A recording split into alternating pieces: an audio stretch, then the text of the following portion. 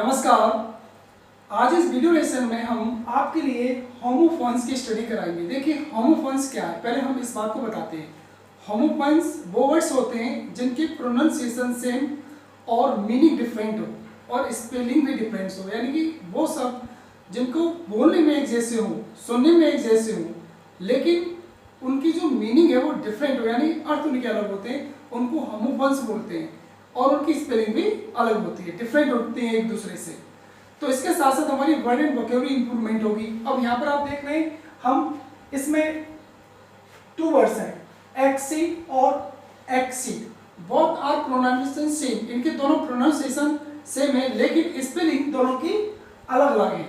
तो हम आपको बताना चाहेंगे यहाँ पर सबसे पहले कि जो एक्सीड वर्ड है यहाँ पर EXCEED एक्सीड, इसको हम कब यूज करते हैं, इसका अर्थ है क्या, इसका मीनिंग क्या है, इनको कब कब कहाँ किस तरह से यूज कर सकते हैं वो हम आपको बताते हैं। देखिए इसका जो यूज है, इसका जो हिंदी अर्थ है वो भी आप समझें।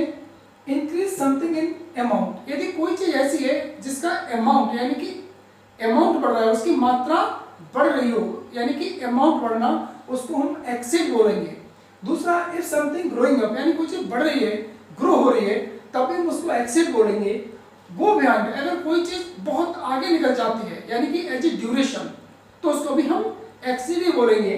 नेक्स्ट आप देख रहे हैं if something do more that it's warranted, अगर किसी प्रोडक्ट की जो हमने परचेस किया है, मान लीजिए उसकी जो वारंटी यानी ड्यूरेशन दी गई थी कि इसकी मान लीजिए कि 1 ईयर है, लेकिन वो 1 ईयर से ज्यादा समय तक वो चलती रहे, तो उसको भी हम एक्सीड ही बोलेंगे।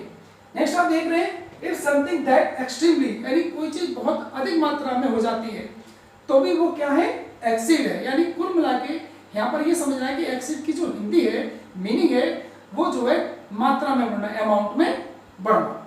नेक्स्ट आप देखेंगे यहाँ पर एक्सीड या एक्सीड यानी कि बोथ आर प्रोनाउंसिएशन सेम, लेकिन इसमें आप देखेंगे इसका कहाँ यूज करेंगे, इसका हिंदी अर्थ क्या है, मीनिंग क्या है। तो आप देख रहे हैं टू अलाउ समथिंग, यहाँ पर बिल्कुल अलग है इनका मीनिंग एक दूसरे से। यहाँ पर आप देख रहे हैं टू अलाउ समथिंग यानी किसी चीज को अनुमति देना। दूसरा to take something in process, इसका मतलब अनुमति दे दी तो उसको प्रोसेस में लेना, यानी किसी चीज को हमने प्रोसेस में ले लिया है, स्टेप बाय स्टेप हम आगे बढ़ रहे हैं, उसको हम क्या बोलते हैं, एक्सीड बोलते हैं। टू ग्रांट समवन रिक्वेस्ट, यानी किसी पर्सन ने हमसे रिक्वेस्ट की और उसकी रिक्वेस्ट को हमने स्वीकृत कर दी रिक्वेस्ट, तो ग्रांटेड हो गई, या फिर उसको बोलते हैं एक्सेप्ट कर ली किसी पर्सन की रिक्वेस्ट। तो इस तरह से हम इन टू वर्ड का यूज करेंगे। और जैसे कि आप देख रहे हैं टाइटल में एग्जांपल हमने इसमें आपके शेयर कर रहे हैं। नेक्स्ट टू वर्ड जो हमारे हैं वो है एडप्ट और एडप्ट। टू वर्ड्स हम आपको बता रहे हैं इसमें। देखिए क्या है कि यहाँ पर आप देख रहे हैं ADOPT और यहाँ पर है ADAPT। बॉबिल केवल एक डिफरेंट है, यहाँ पर ए है और यहाँ पर बॉबिल ओ है।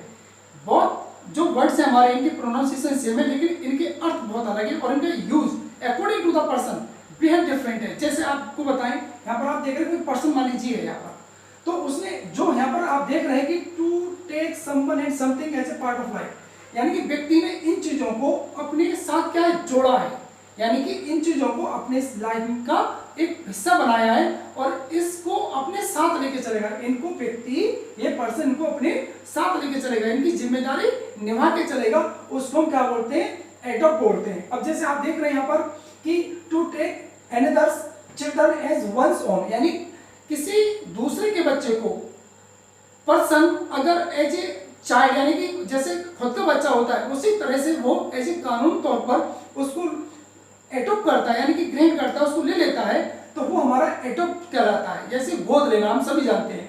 नेक्स्ट आप देख रहे हैं एडॉप्ट ए रेस्पॉन्सिबिलिटी, किसी जिम्मेदारी को के लिए हम लोग उसके लिए क्या हो जाए, मतलब एक से बात हो जाए, यानी कि जिम्मेदारी निभाने के लिए हम क्या हो जाए, रेस्पॉन्सिबल हो जाए, तो वो भी हमारी जिम्मेदारी क्या बनती है, एडॉप्ट करना बोलते हैं उसको। अब आप नेक्स्ट देखेंगे यहाँ पर कि एडप्ट, यानी कि यहाँ पर ADAPT एडप्ट। अब आप देख रहे हैं यहाँ जो पर्सन है यहाँ पर उल्टा है, थोड़ा सा डिफरेंट है। इसमें क्या है कि यहाँ पर व्यक्ति ने अपने आप को इस परिस्थिति से जोड़ दिया, यानी कि अपने आप को इस परिस्थिति के हवाले कर दिया, इसी के साथ वो चलना है।